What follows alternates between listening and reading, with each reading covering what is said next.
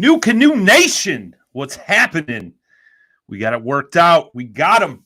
We got the man, the myth, the legend in the house tonight. Mr. Everett Park, going to be talking some offshore fishing tonight. Do us a favor, watching on Facebook, YouTube, share that stuff up on the social medias.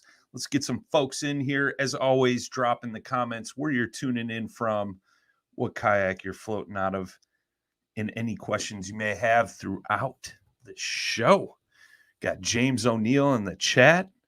My brother from another mother, always coming through. Says, hey, Brian, started following your channel as well. Thank you, brother. I appreciate that. Matt Davis, says technical difficulties incoming. We already worked those kinks out, bro. No technical difficulties tonight. We got an action-packed show for you guys. As always, if you missed part of the show, you can always go listen on any of the major podcast platforms.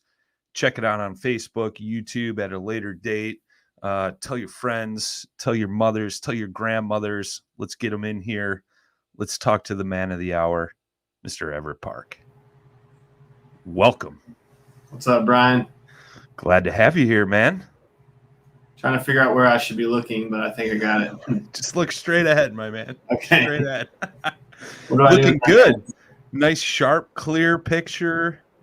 We talked about you got the longbows in the background. I know you've been getting hyped up for hunting season and stuff, but tonight we're going to talk a little offshore fishing, which you know a little bit about, I would say, after the 8,000 pictures and videos you sent me to share up tonight. So yeah, and I mean, obviously I don't know what you need or want from that, so don't feel like you got to use all of it, but no, it's good, man. I'm super stoked. I know we've talked on a previous podcast, like a tarpon is one of my all-time goals to catch, and you've obviously caught one amongst many other species of offshore fishing, man. But I wanted to kind of start out because offshore fishing out of a kayak isn't talked about a ton, and I know a lot of guys have a ton of great questions about it, like, is it doable?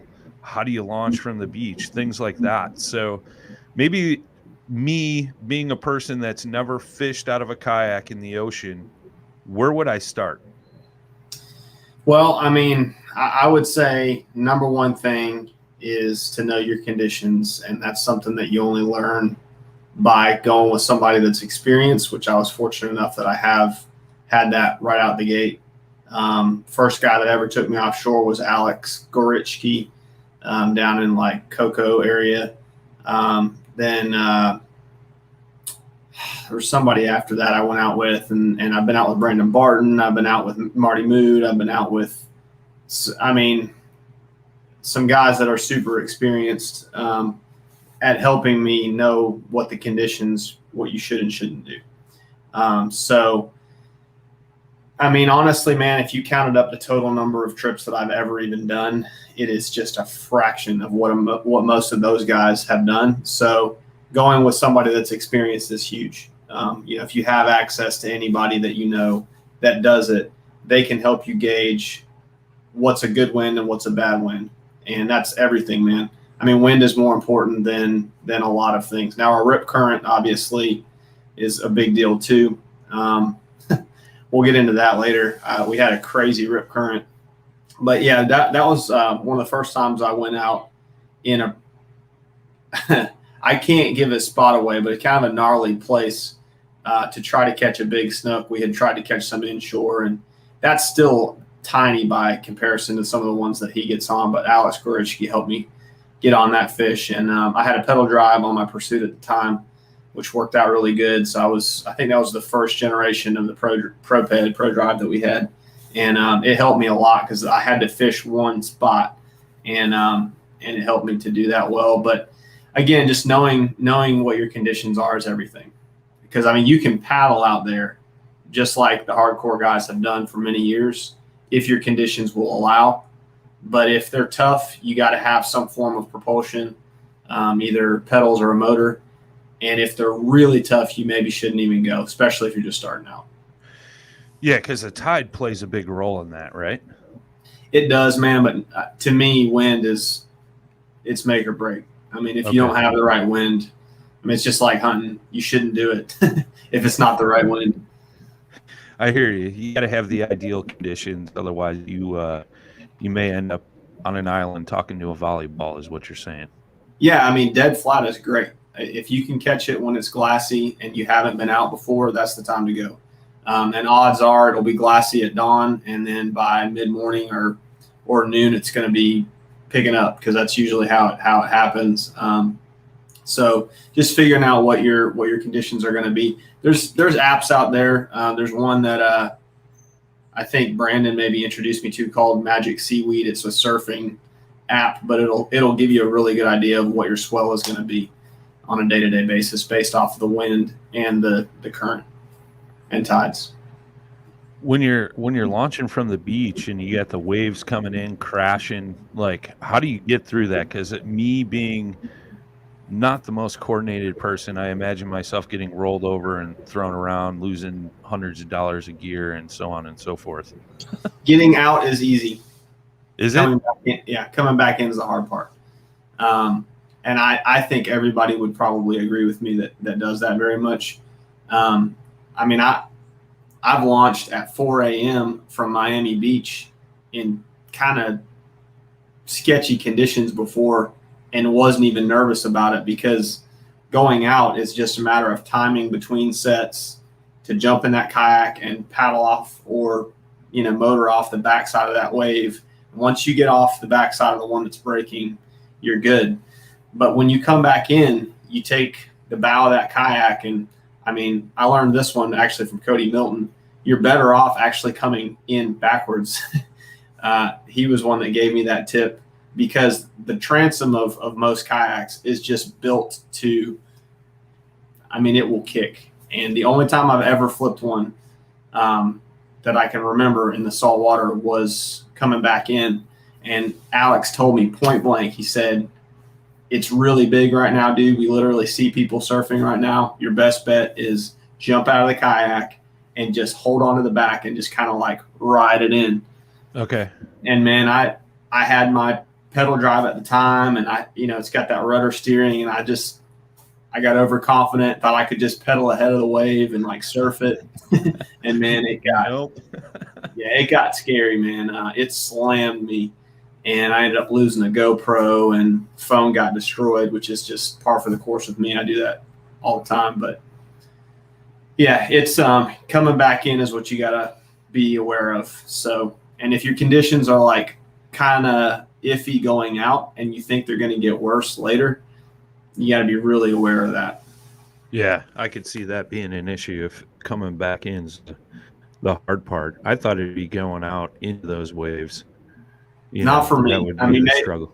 Maybe I'm alone, but I don't think so. I think most people, because you got to think, it's if you can time getting over that first wave, you're pretty much golden after that, because the bow of the boat is designed to do this. Sure. But when you get that back kicking up, especially with your weight up high centered, it's not fun, man. That's where you get hurt. Heck yeah, man. But I don't want to discourage anybody. The fact is, if you have the window of time, I think almost anyone can do it. You just have to know what that time is. And what's up, Brian? And know, you have to know when to go. Know your limits. Know your limits. For sure. That's super cool. I dig it, man. Like, so when you're going out, and I mean, I'm sure it's kind of dependent on what kind of fish you're going targeting for, but what's your gear setup like? Are you throwing like a black pack in the back or a milk crate? Are you bringing more than one or two rods? Like, I just bring a spinning reel with a black trick worm on it. I'm just one rod with a trick worm. Are you messing with me right now? I am. No, man. I've been tossing that trick worm quite a bit lately. You stole my secret, man. No, honestly, man, it really depends on the conditions again. But Haven't done it a few times now. Certainly far less than some of these other guys I've mentioned, but I'm not super comfortable with or even feel like it's necessary to bring more than like 3 rods max. Okay. So just giving you a scenario. So what we're going to be talking about or showing from the last trip that I did this summer. You want a jigging rod for vertical jigging because we're in like 150 to 200 feet of water over structure.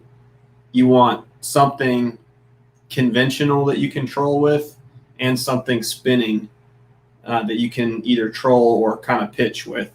So if you've got a live bait that you've been trolling, but you you see a scenario where you want to actually pitch a live bait at fish Like that are blowing up. fish. Man, it happens. It's crazy. You'll be out there and all of a sudden, boom, the bait ball is like right underneath you and there's fish just getting destroyed around you. And you're thinking, man, my bait's way back there right now and I really need something here. So sometimes it's nice to have that spinning reel where you can quickly just pitch at them. That's a Marty Mood trick and Alex Gorishki trick and Brandon too. I mean, it's something that's kind of well known that it's good to have a couple different setups for that reason. If you just go out there with a big conventional reel, something that you can crank on, you're pretty much tied to just trolling, which is fine. But it's nice to have something that you can cast a little bit with too. No, that makes sense, man. I've seen some videos, especially, again, I'm a big tarpon junkie and, you see these huge schools of tarpon and, I'm usually watching videos where guys are fly fishing to them. But, I've seen what you're talking about. And you hear a lot of guys talking about look for the birds and they're crashing down on those huge balls of bait. And then all of a sudden you see big fish coming up. So that makes sense, having that jigging rod and then having another rod to kind of cast to those fish when they, start coming up and things like that. Again, hats off to just going with somebody that knows what they're doing. I mean, there's no secret, and I never have made any bones that there's nothing that I know, very few things anyway, that I know about fishing in any environment that I didn't pick up from somebody else. I mean, and that's how kayak fishing is. People are generous. They usually are happy to show you the ropes. When in doubt, hire a guide. Sure. I mean, I've done it plenty of times. They'll teach you something in one trip that you'll never forget. And you're not going to go back and poach that guy's spots, but whether you're on the other side of Florida or in California, you might remember some of the stuff that you learned from them. That's cool. And isn't there a lot of guides now, because the kayak fishing offshore has kind of become a little bit more popular, where they'll kind of take you out in a boat and drop you with your kayaks, and then you can fish, and then they bring you back in later, right?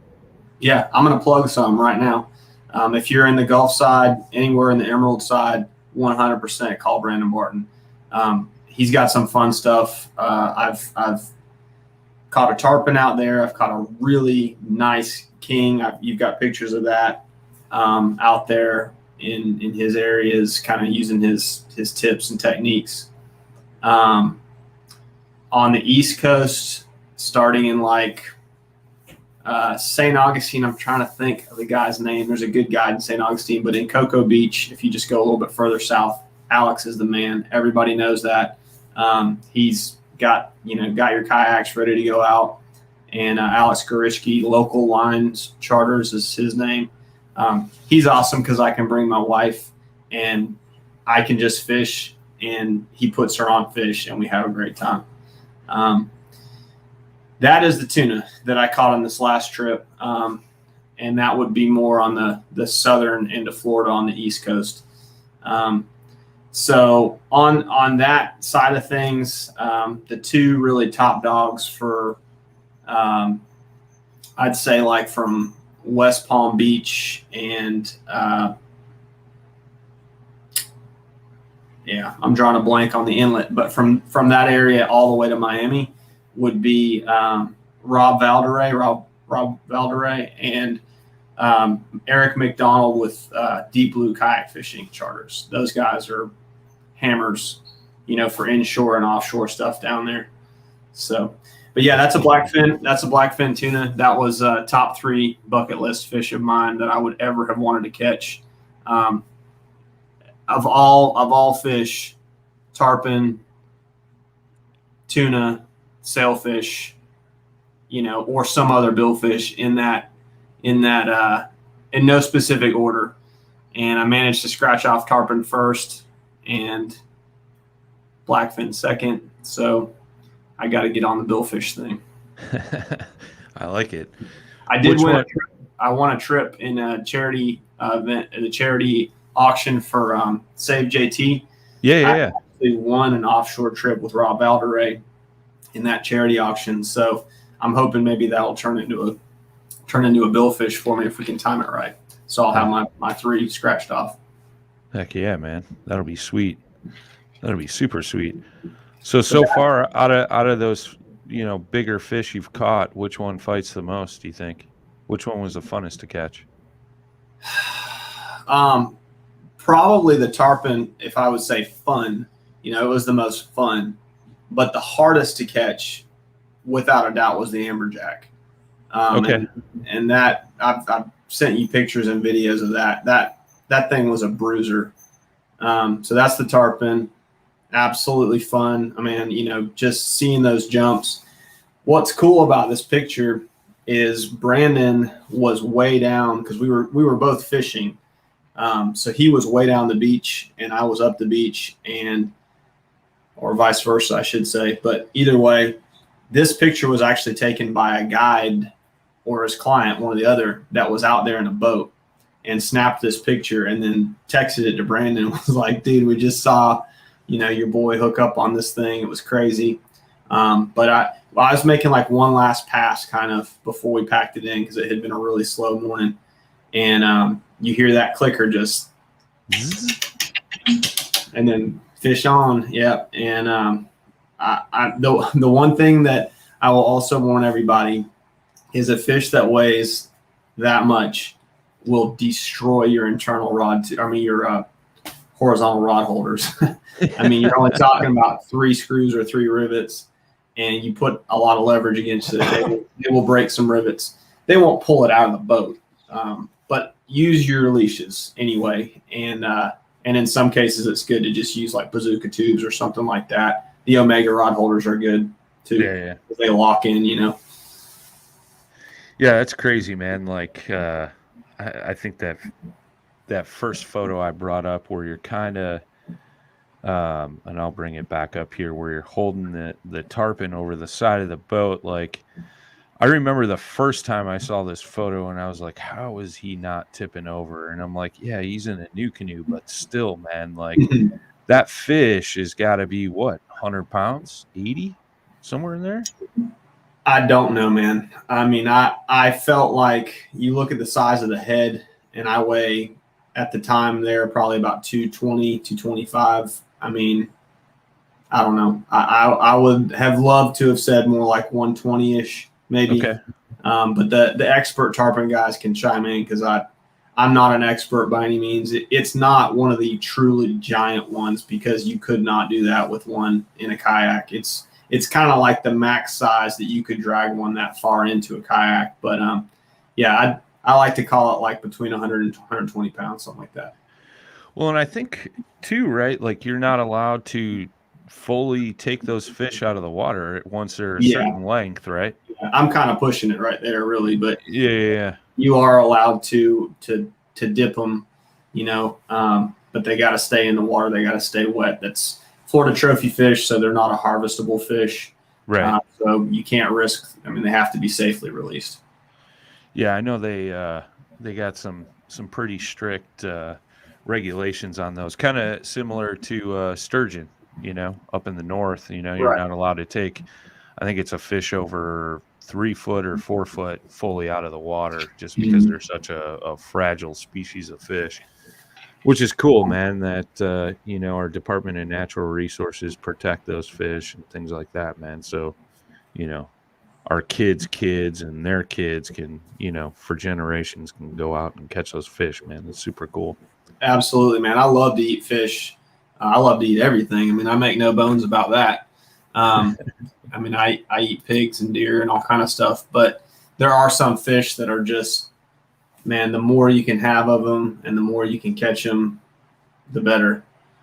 So I think it's awesome. There is some regulations that allow people to keep some of these protected fish, but not many. So that's a king. They call them smokers too because they will smoke your drag on your reel. But he was kind of a bonus fish. We were out there trying to catch a tarpon. Man, I can't remember if it was last year or the year before. I think it was last year though, 2020, I think. Anyway, we kept getting bit off, just broke off. And Brandon was like, man, there's some good sized kings in here because these things are just, they're taking the whole thing. You know, they're not taking a bite, they're taking the whole thing. And so when he had to leave, they are good smoke, Mike, exactly. When he had to leave, I stayed out there and it was crazy because I actually jacked my motor up right around the time that he had to leave. Something to do with the connector on it, I can't remember.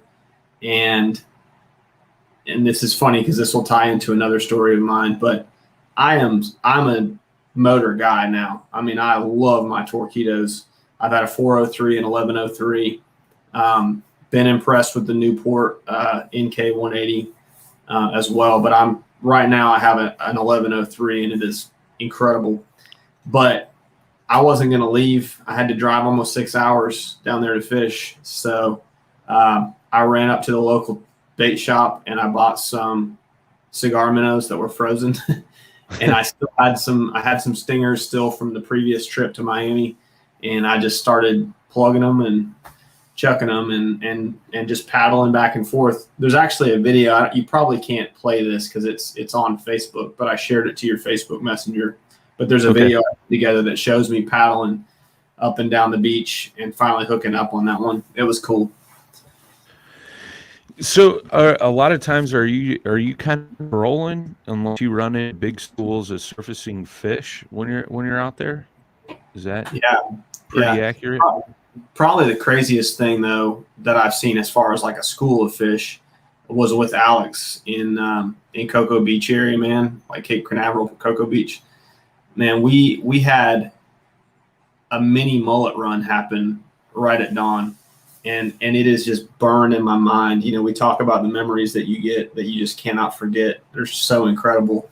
And I was sitting smack in the middle of it when it happened, and all these fish got jammed from both ends basically by snook, and I mean, I think there was some redfish in there too, and they were just crushing them like this, and all of a sudden mullet started flying, and I didn't realize that snook will go straight airborne too.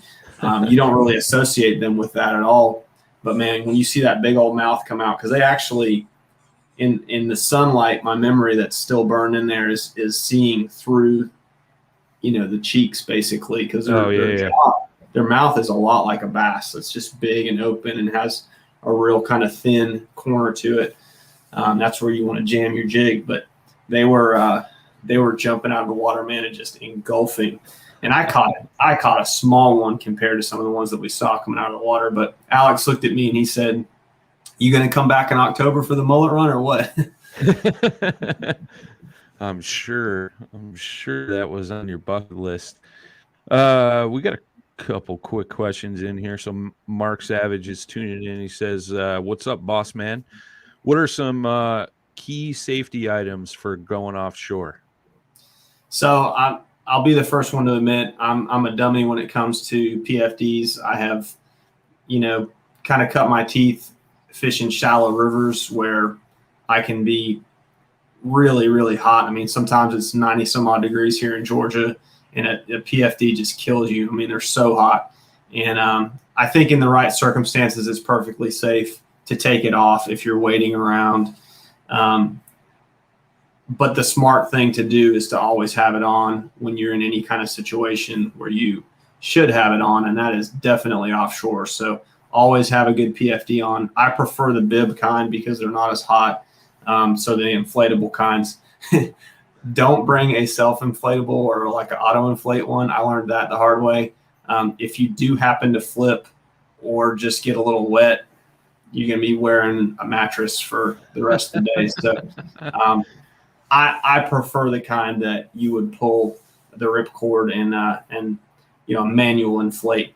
But you can't go wrong with just a good NRS Chinook or something like that. They're good as well. They're not, to me, I like being a little more open and a little more free, but they're very safe. You don't have to worry about whether you have a charge, or it's bad or anything like that. You're good as long if you've got a regular old school PFD on. So that would be number one. I think flags are really good, man. This last place where I caught the blackfin and the amberjack, there was a lot of boats, like crazy number, more than anywhere I've ever been offshore.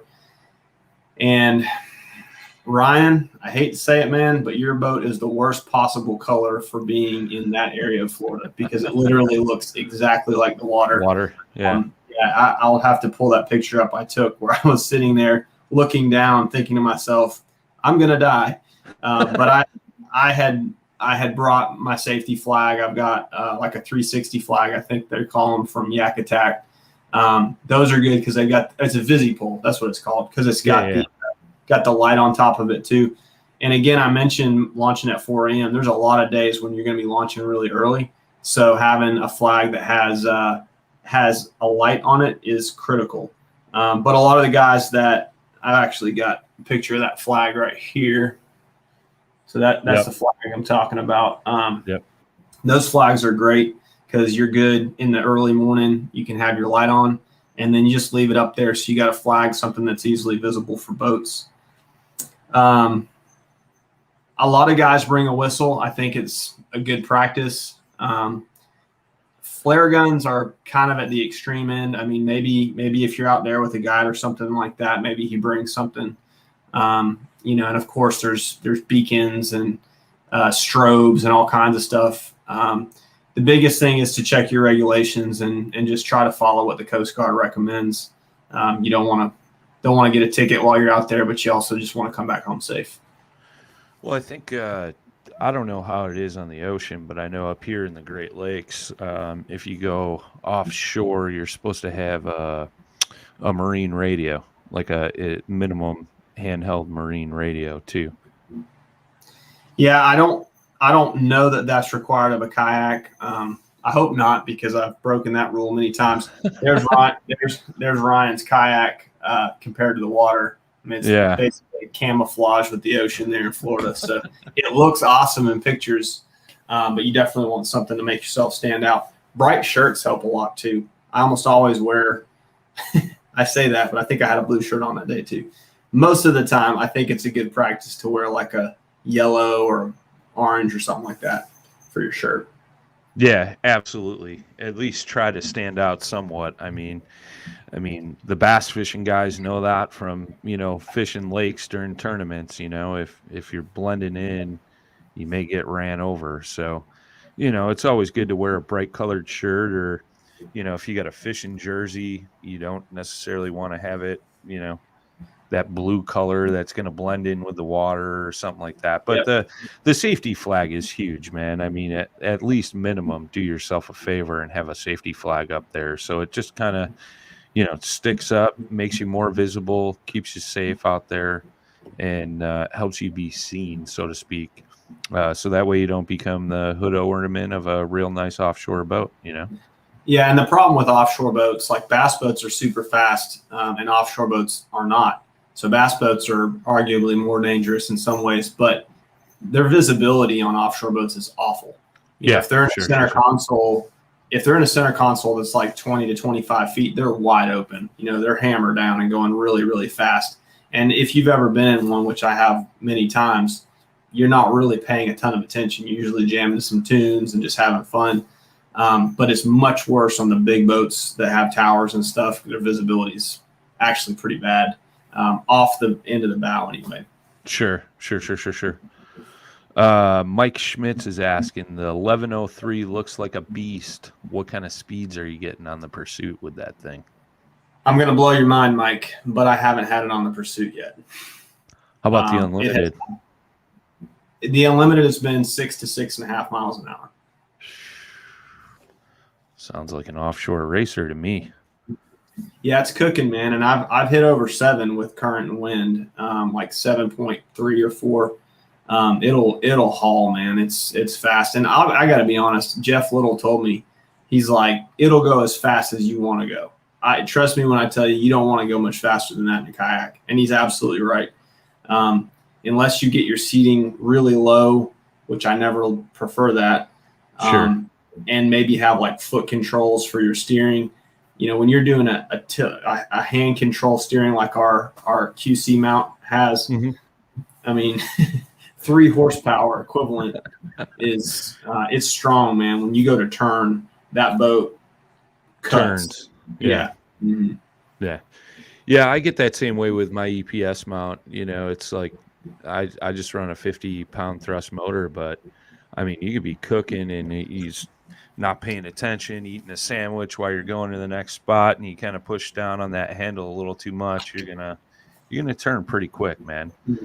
But that's why I like it so much, because in those slower conditions, when you want to turn on a dime, man, it performs, which is awesome. Which is definitely awesome. Yeah, and the 403 AC is the one that I had just for the extended battery life, and the NK 180 from Newport.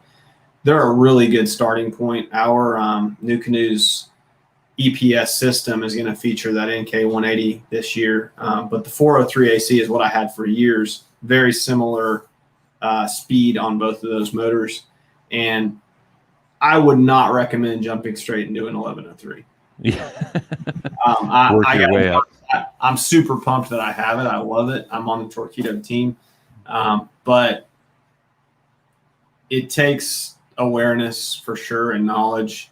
One of the places that you're least expecting having to quickly adjust your weight when you're offshore is when you put your back to a wave.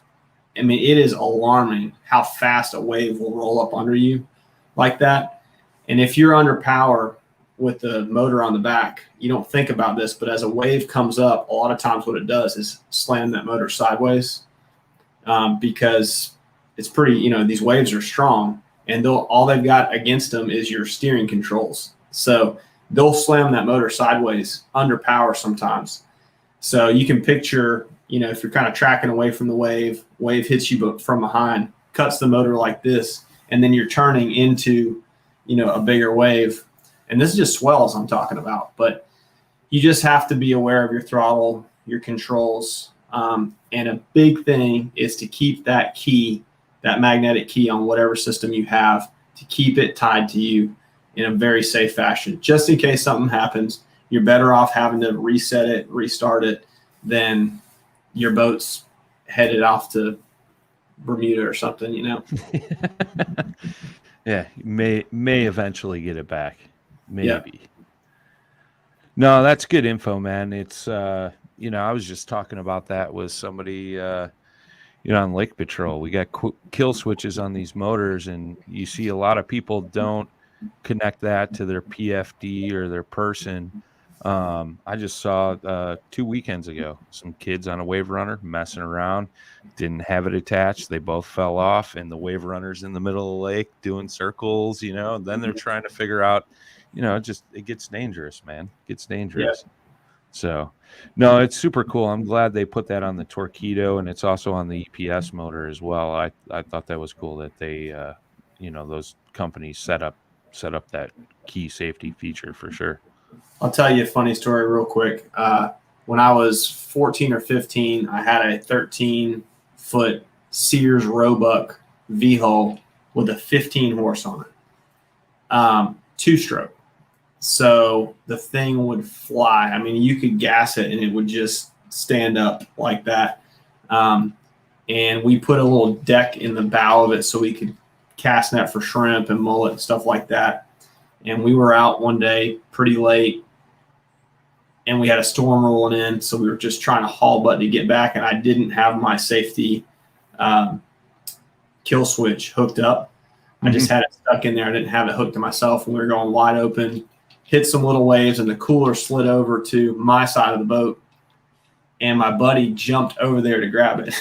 So this little 13-foot boat all of a sudden had all the weight on one side, and it just went wow like that.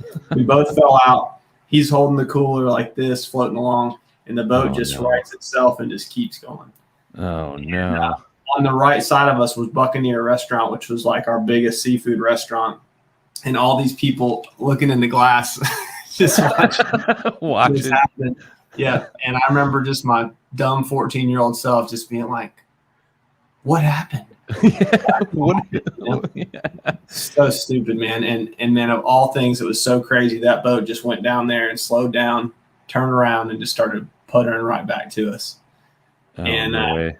I grabbed it and climbed it. Yeah, seriously, I grabbed it and climbed in it. My buddy Jason, I'll be seeing him next month. He and I, we tell that story all the time. But I learned my lesson on your kill switch. Yeah, it's it happens quick, man. It happens quick, and especially in some of those faster boats too, man. I go down that wormhole where you see all the idiots in the boats that aren't paying attention, or the bass boats like rip in and get tossed in a wake and stuff like that, man. It's scary. It's scary to see some of that stuff. But definitely a good safety measure.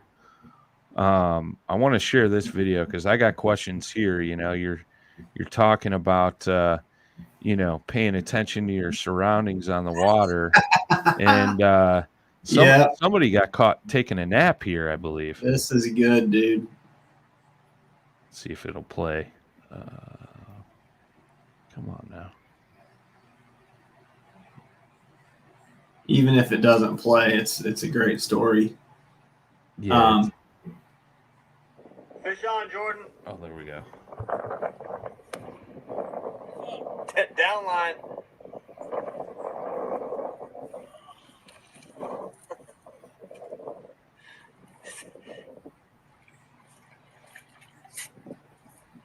That was some good sleeping, dude. I was knocked out, dude. I thought that boat was going to run you over. Fish on, Jordan.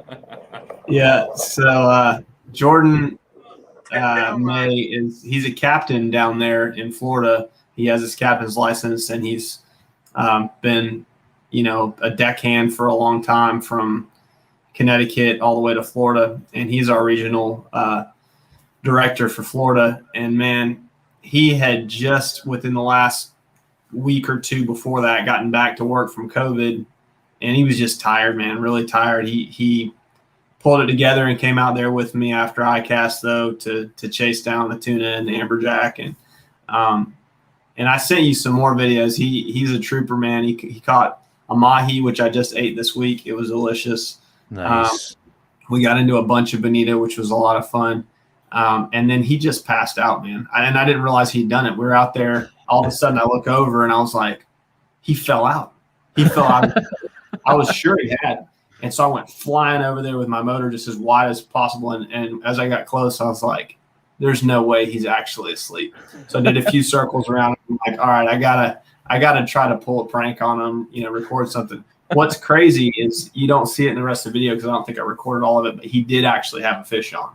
He had a small mutton snapper on for who knows how long because he had been bottom fishing. It's pretty funny. Yeah, I kind of got caught sleeping 2 weekends ago in the good old duck blind, and got woken up by a shotgun thanks to NuCanoe team member Brad Hurlboss. There's a Instagram reel going on around right now because of that. So thank you, Bradley. He didn't do the bump. He didn't do the bump thing with you, did he? The bump thing. Yeah, there's some guys that do it in blinds. If somebody falls asleep like this, they'll put the shotgun right here, and then no, he didn't do that. He had his little GoPro or Tacticam on, pointing right at there, and he kind of points at me in the camera, goes like this, and then just raises the old 12 gauge and lets one fly. So that's awesome. And I distinctly remember rolling over going, I didn't hear any geese fly in. What are you shooting at? So you knew what you were doing. Yeah, exactly. I told him I was still half awake. He claims I was snoring, but I don't believe him. I don't believe him one bit. But here's another cool clip, man. I saw this one.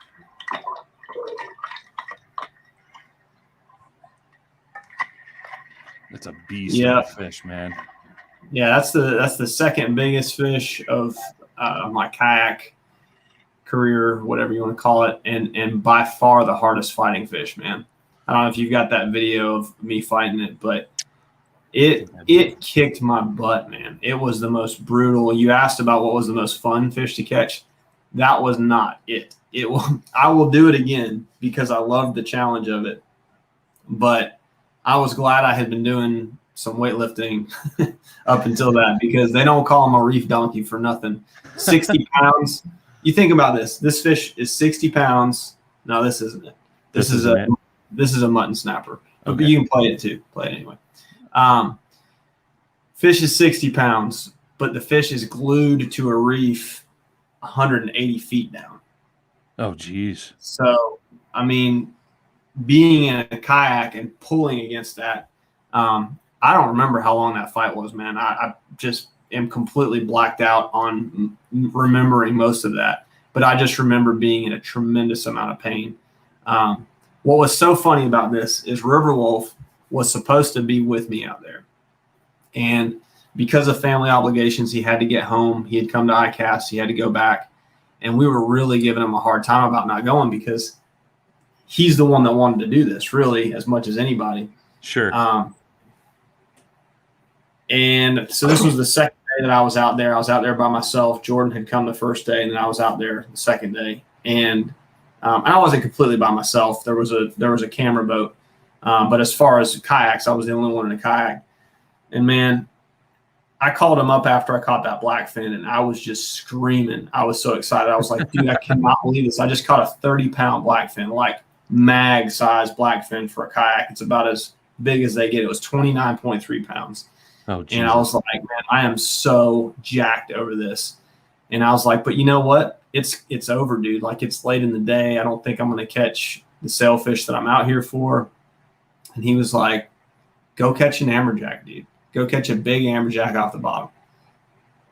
That's awesome. I had not even thought about doing that.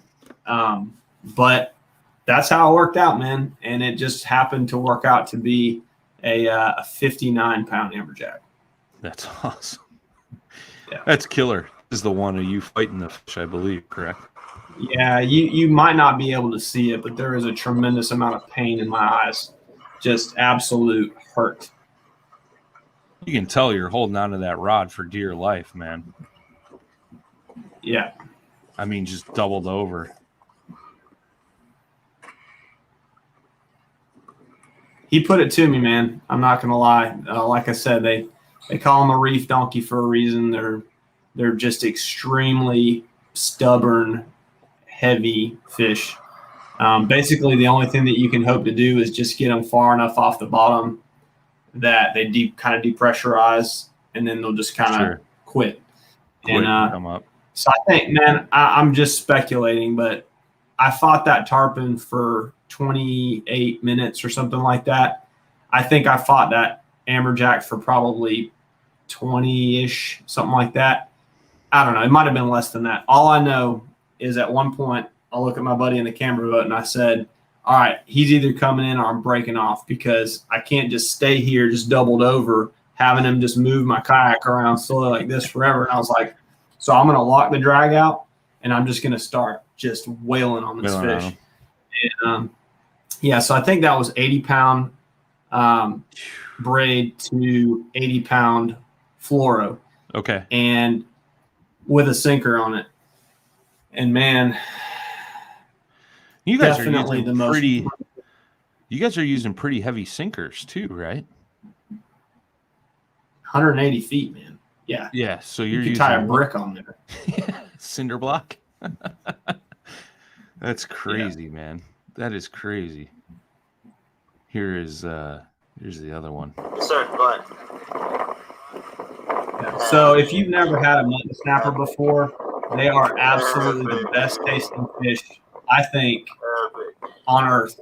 I mean, they are just absolutely incredibly tasty fish. I caught one in Miami with Kevin Hughes. He was a really good guy down there too, man, but he's actually moved back to Virginia. But I caught one with Kevin Hughes jigging super deep, and, man, we ate that thing. You know, snapper season is kind of funny in Florida now, especially there on the East Coast. seems like every time I'm there, you can't keep a snapper. So, really? red snapper. Yeah. Mm-hmm. Is it because the population is low, or they're just trying to protect them, or Both really? But yeah, the population is, I think, decreased some. So they got real strict on the regulations with that. But I had this basically dead snapper, and I was like, I'm not going to let this thing go. But I didn't know the difference between a mutton and a red. And fortunately, he was there, and he rolled over, and he was like, dude, absolutely you can keep that because it's in season, and you have to keep it because it's the best tasting fish you'll ever eat. And I have that one from that video in my freezer for this weekend because we'll be back together with our friends who were with us that weekend in Miami, and That's we're cool. gonna share that mutton snapper because it's like the lobster of fish. It's just incredible, man. I That's eat the awesome. cheeks and the throat and everything. We Oh, eat yeah. all of it. It's all. That's awesome. Usually the cheeks, like a lot of people don't realize it. That's like when we catch walleyes up north, we'll cut the cheeks out because they're like scallops almost. It's a Yep, real exactly. tender muscle. Yeah. Yeah, The that's super amberjack, cool. man, you can imagine that amberjack had cheeks on it like that, and they were just like a giant oyster or scallop or something. Yeah. Yeah, yeah. Speaking of which, this is an amberjack, correct? That is a mahi. Mahi. See, I don't know Yeah, saltwater fish, man. So you guys I can can make see fun of that. me in the chat. It's cool. I'm winging it here. I know nothing about saltwater. I'm getting an You're education looking right at the now. tail though, and that's probably what you're thinking.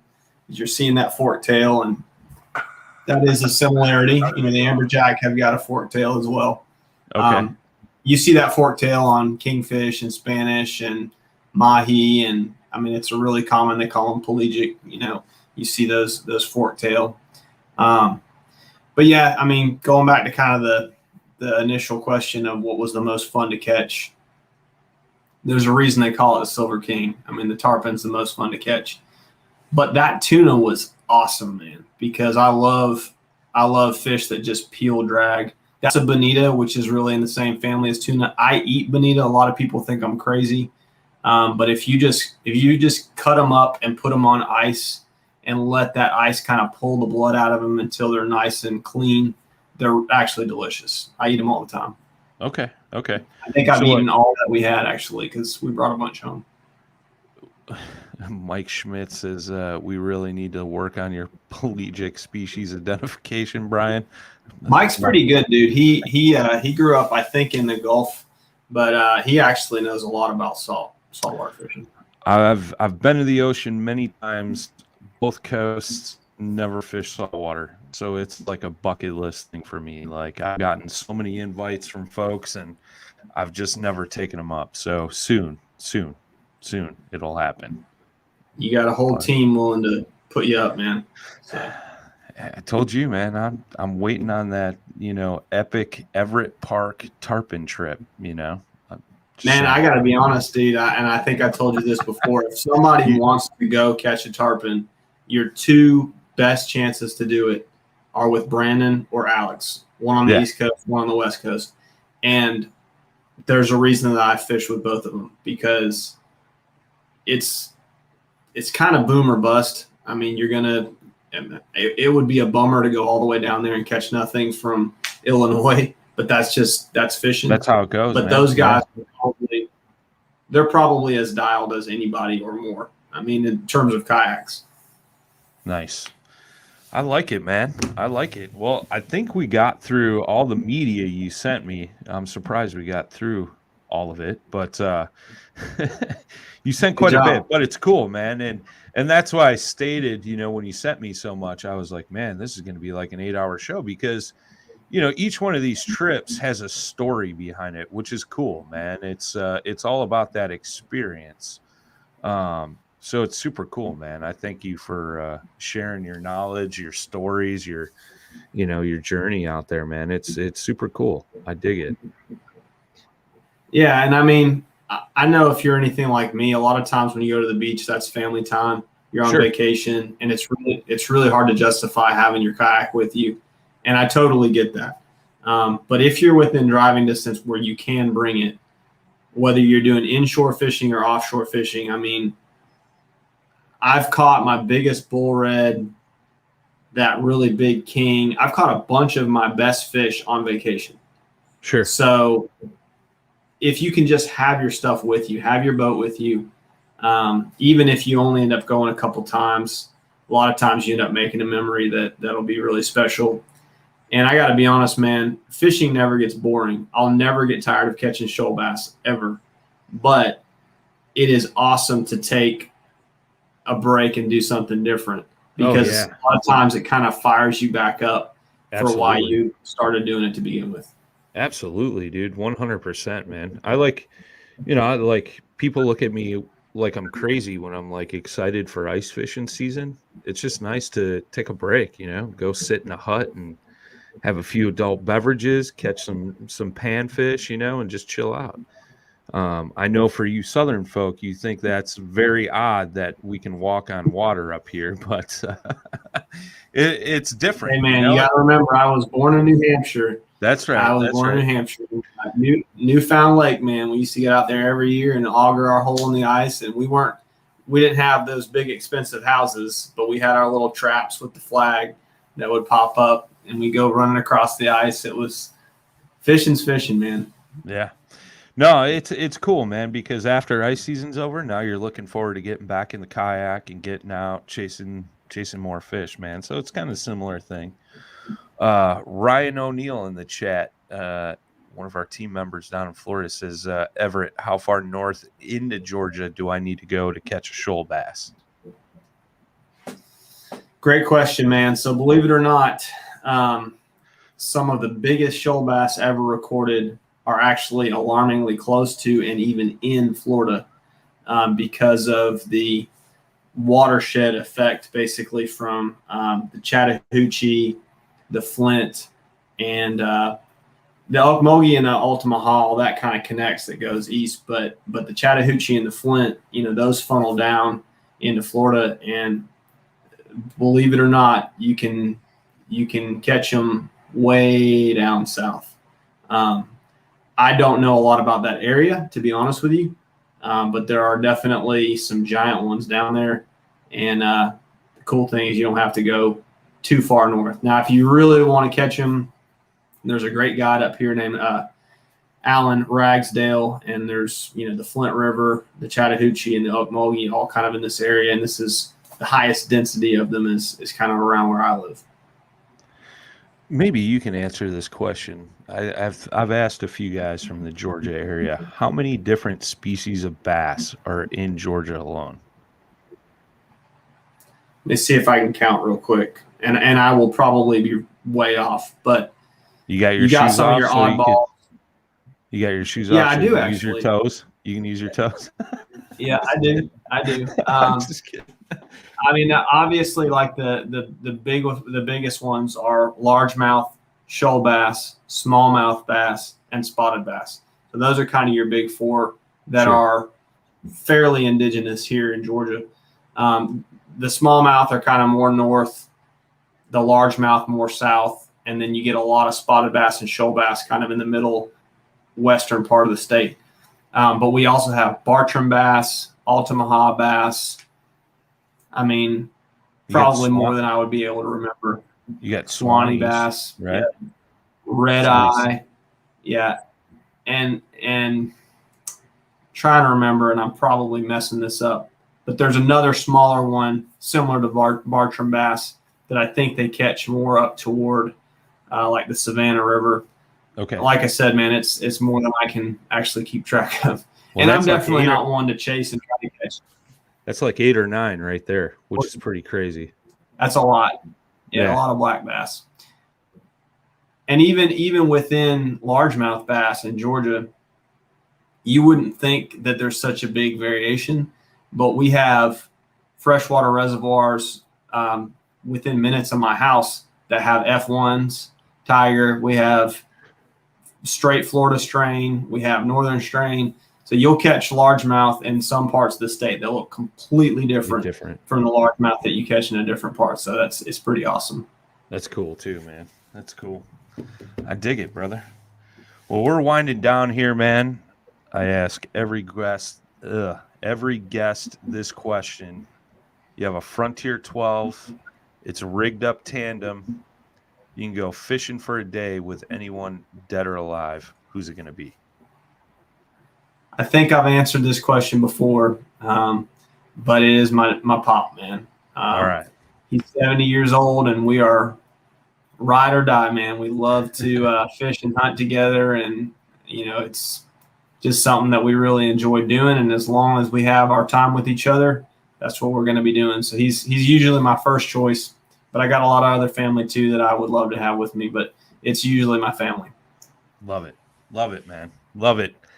Thank you, my friend, for taking time away from the family tonight to sit down, chat, share your stories, talk about some offshore fishing out of a NuCanoe. Everybody that tuned in tonight, thank you so much. If you caught the show late, you can always go back and rewatch on Facebook, YouTube, listen on any major podcast platform. As soon as this ends, I upload it there on Apple, Google, Stitcher, Podbean, whatever you listen to podcasts on, it'll be there. Just search NuCanoes Unlimited. Next week, we briefly talked about it tonight, but we are going to talk with Romel, the wizard himself, about the new Newport Vessels motor. That's our offering in the EPS package now with NuCanoe, so it's super exciting. A lot of good things being talked about on that new Newport motor. And so we're going to talk to him, pick his brain, get your questions ready. If you've been looking at that Newport Vessels motor, Romel, a.k.a. The Wizard, is the man to really ask those questions to. So we will see you guys next week, Tuesday night. I know we've been doing this shuffle between Tuesdays and Wednesdays, and, sometimes we have to, alternate days so that way we can make it work with our guests. Like today, Everett's always got a commitment on Tuesday nights, man. So he was grateful enough to take some time tonight, Wednesday, and join us. But next week we'll be back to the normal Tuesdays, 7 Central, 8 Eastern, 5 o'clock on the Pacific Coast. Until next time, boys and girls, tight lines, smooth paddling. Peace.